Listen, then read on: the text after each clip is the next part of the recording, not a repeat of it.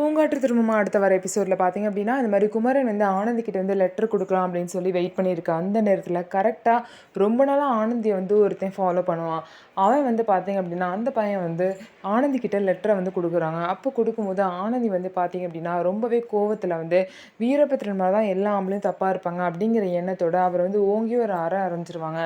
இதை பார்த்த குமரனுக்கு பார்த்தீங்க அப்படின்னா, நம்மளும் லெட்டர் கொடுத்தா இப்படி நம்மளையும் அரைஞ்சிருவாங்களோ அப்படின்னு பயந்துக்கிட்டு பார்த்தீங்க அப்படின்னா, லெட்டரை வந்து இப்போதைக்கு கொடுக்க வேணாம்னு சொல்லி முடிவு பண்ணிடுவார்.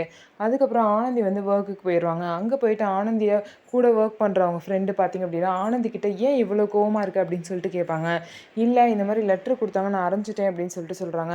நீ இந்த மாதிரி பண்ணியிருக்க கூடாது, வீரபத்ரன் தப்பானவன் அப்படின்னா எல்லா ஆம்பளையும் அப்படி இருப்பாங்கன்னு அர்த்தம் இல்லை. அது மட்டும் இல்லாமல் உனக்கு டிவோர்ஸ் ஆயிடுச்சு, இனிமேல் உன் வாழ்க்கையில நீ என்ன பண்ணலான்னு இருக்க, கல்யாணம் பண்ணிக்கிற முடிவில் இல்லையா, நீ உன் வாழ்க்கையை பார்க்கணும்ல அப்படின்னு சொல்லிட்டு அவங்க ஃப்ரெண்டு வந்து அட்வைஸ் பண்ணுறாங்க.